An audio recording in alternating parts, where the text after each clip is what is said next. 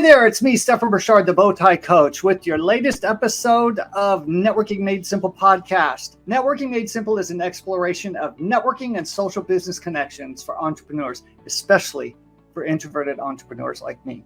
Today, I am introducing, I'm going to go off your name, although I have it as Jen Sulak. She put Jen the with weirdo, what's the rest?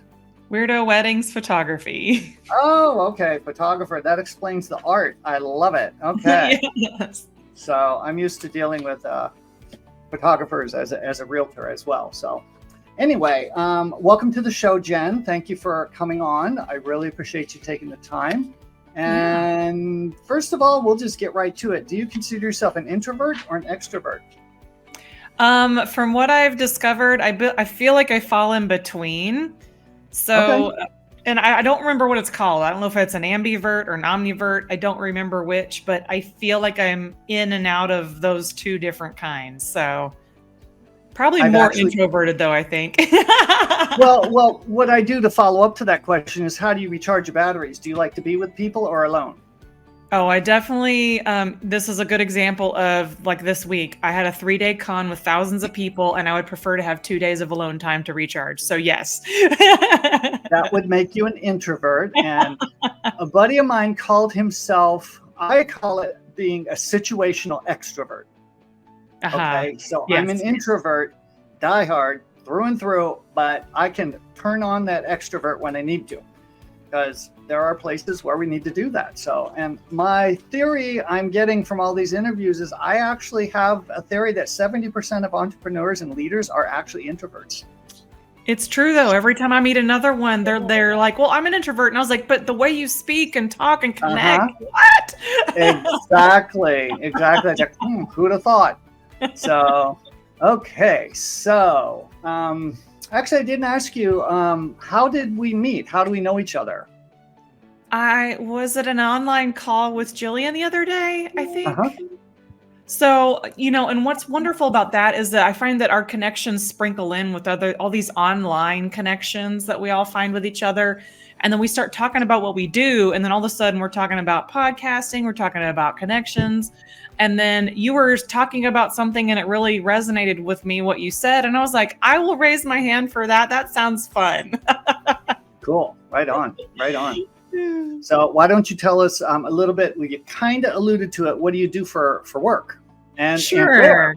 And where? Sure. I am located. Absolutely. I'm located in the Dallas area, or DFW as we call it, Dallas Fort Worth area. So I'm over here in North Texas, where we just had a lot of storms come through recently. It was super fun to deal with that. But I've been a wedding photographer and conceptual artist for about 17 years now. Wow. And I have just started in the last 2 years my speaking brand called Pink Hair Jen. So I have all these really fun things happening in my life where I feel like creativity is always the thread of everything I do. So if it's in photography, if it's in art, if it's in speaking or communicating, I've just learned to be artistic about it and just like kind of resonate with people visually as well as audibly. And it's been a lot of fun to explore all these different facets of who I am as a person. And then the extracurricular activities I get to do working with other people. And then also like I have more service-based industry things than product-based, which is kind of funny because every once in a while I'll make a product and I'll have some fun with that. Nice. So we did question 1. So in your own words, how would you define business networking and why is it essential? I think it's kind of evolved for me over time, being a business owner for this long. Like originally, I already had a community set up with, people I could reach out to. But I feel like now that I'm exploring new brands and exploring new expansions of my business, I think business networking is literally like connecting with others to build a community. Like I just really feel like that's the end result of what we're all trying to do when we call it business networking. Mm-hmm. And I know that it also encompasses like you referring others' business. Like if we meet somebody that needs a certain service or product, and then we start referring each other for those services and products, I also feel like that's another form of business networking. But I think the connection is what I'm out for, is if I'm going to really connect with somebody and collaborate, then it also builds community as well. So it's like collaboration and community go hand in hand. So I feel like that's something that is a really good definition of what I'm living right now. That is actually brilliant. That is something I teach in my courses and in my coaching. It's actually all about the connection. So if we don't know, like, and trust each other, then you're not going to refer and you're not going to do business. That's the bottom line. So for me, networking is all about connections, and nurturing those connections. So and time. It takes so much time, especially, I don't know about other introverts and introverted types of people, but it takes me a really long. Sometimes it'll take me 3 years just to remember somebody's face and name together. Well, that's kind of the nice thing with all these Zoom and video meetings is, their name's right there. So you don't have to pretend to remember their name. And a lot of venues that I network in, we actually have name badges. So it's like, oh, yay. So. Yeah. And then I sometimes forget to read them while I'm there because I'm so nervous. I know they're right there, but I'm like, wait, who are you again? And if their badge is flipped or something, if they're wearing a lanyard, I'm like, what's your name? What do you do? Nice. That's great. So, Jen, how has networking impacted your entrepreneurial journey and your success? I think what it has shown me, at least since 2020, and I want to say it has accelerated a lot of my network more than I ever thought, because I have come out like as myself, and here's what I offer and here's what I want to do. And I think the more open I've been with what I want to do, the stronger the connections have been. So it's been a way to be recognizable in the field that I'm in, but also connect others with their fields and things like that. And so it's kind of an acceleration for me in the last several years in that area. And I feel like when you're starting something new in your business, you kind of need to have that network to, have a sounding board with people, to have people support you and encourage you into your next mission, whatever it could be. And so I feel like that what has brought me success, is that the more me that I am, the more permission everybody else gets to be themselves too. And then thus fosters the deeper connections, which is great. Are you feeling overwhelmed lately, frazzled and unproductive? Well, you're not alone. This is where coaching can come into play. As your Bowtie coach, I specialize in helping introverted entrepreneurs navigate these waters. Together, we can tailor a self-care and business strategy that fits your unique personality and business goals, ensuring you don't just survive, but thrive. Click the link below to get a discovery call time with me, and let's explore together. Bye. That's what I keep hearing over and over again when it comes to just being in business, is just be yourself. Don't try to be somebody else, because number one, it's not going to work. And number two, you're going to attract the perfect clients because they're going to be attracted to you because you're you, not because you're some fake you, because then the real you is going to peek through and they're going to be like, hello, excuse me. I thought you were this. Yeah, exactly. So, hey, Jen, what are some challenges you've encountered with networking, and what did you do to overcome those challenges?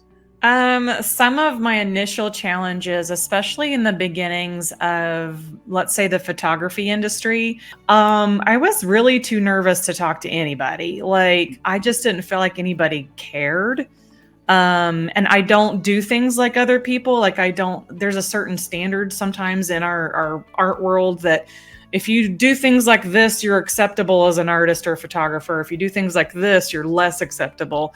So I just kind of would walk into these meetings like, who am I? What am I doing here? Kind of a thing. And I never could let myself be open for connection, because I was kind of like letting them reject me from the beginning, which was, not so beneficial. Like, I felt like it wasn't a place where I could just be open in myself at the time. And that was in the beginning. But now that I've kind of gotten past all of that, and you see, like, there's a wider range of people that they do what they do and they're passionate about it, and there's so many different business models. We don't all have to look the same or have the same business model to be in the networking group together.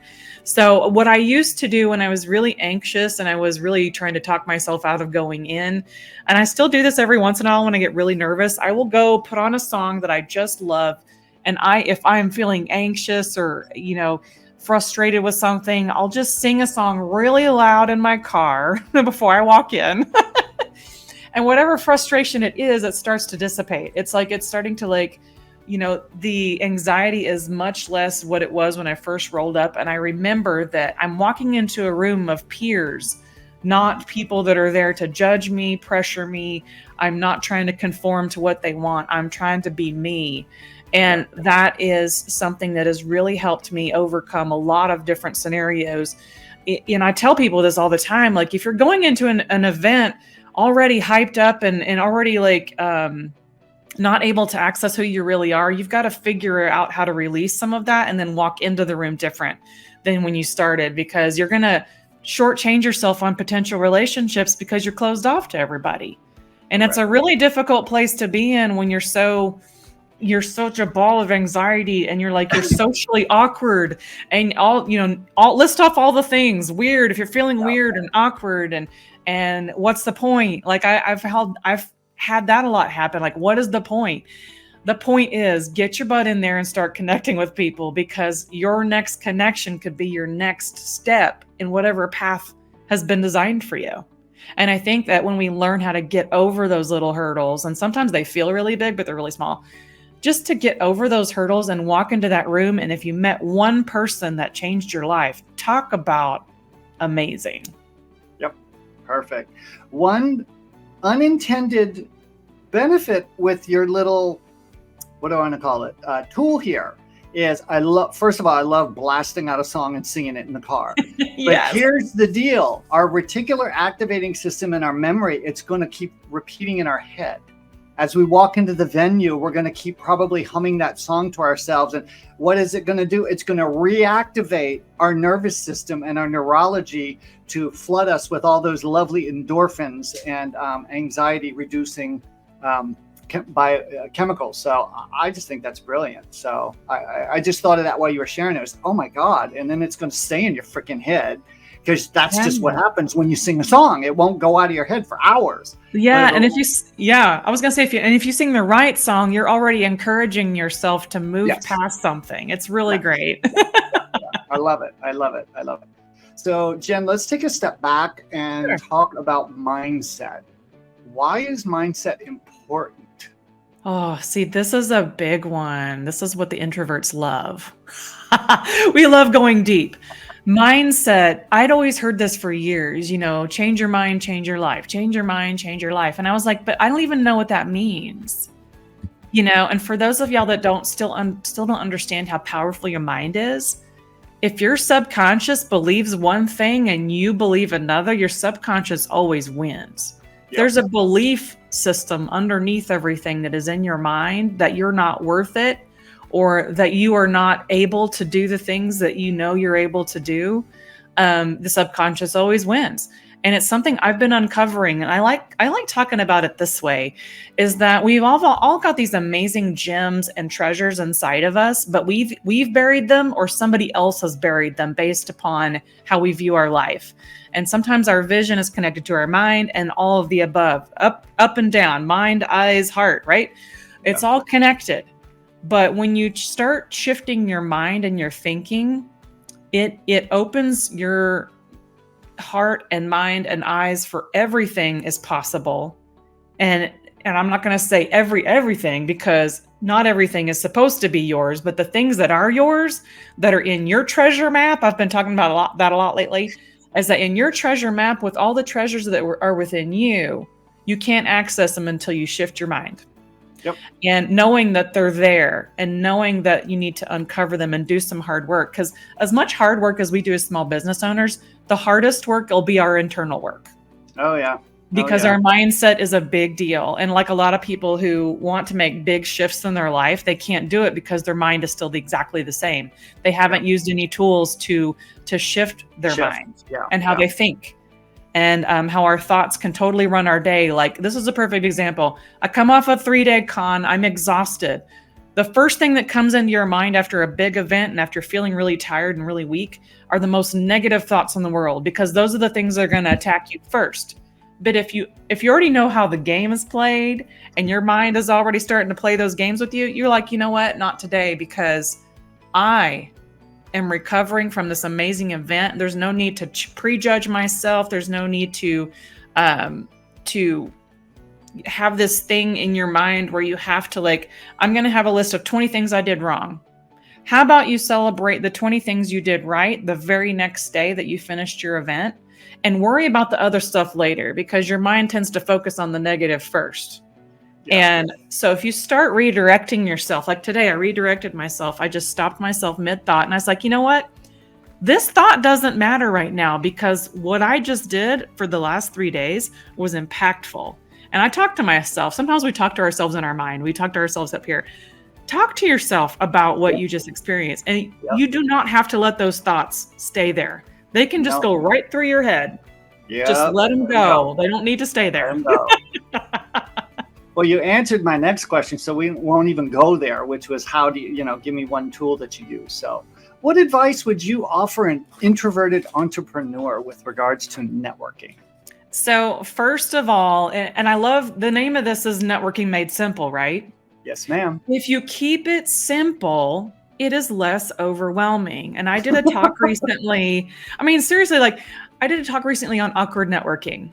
And I said, if you're having a problem speaking up and saying anything to anybody, what is one thing you can physically see on me right now that is a conversation starter? Either the glasses or the pink hair.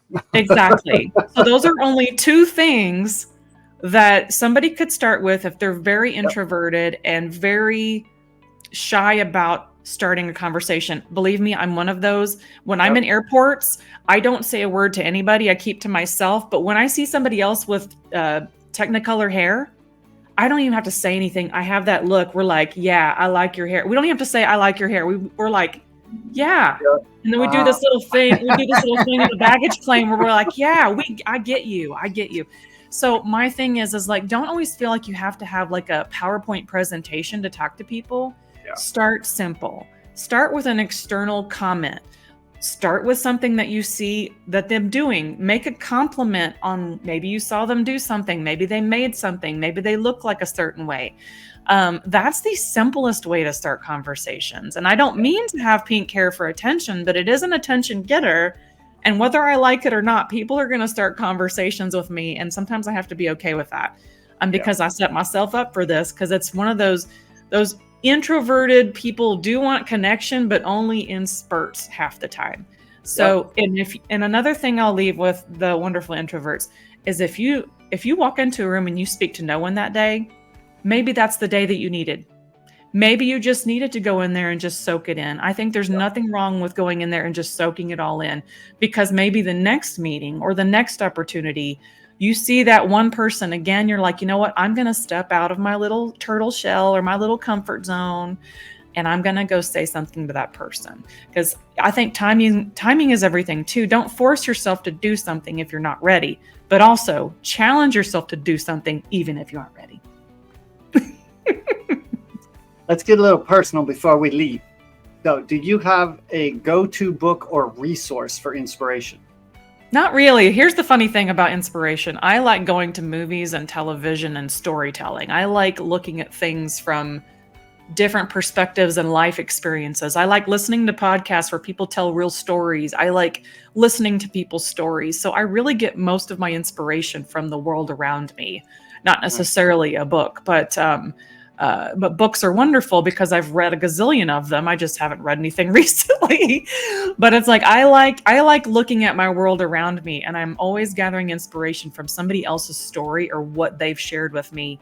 So I'm always gathering information. And especially, and another thing I'll leave y'all with is today, if you get the chance to travel anywhere outside of your city or state or country, do that, because that is the best teacher you'll ever have. And especially as an introvert who likes to travel alone, take in the things around you, and getting out of your own comfort zone in your city, state, and country will actually teach you much more than a book ever could. I'll just leave you at that.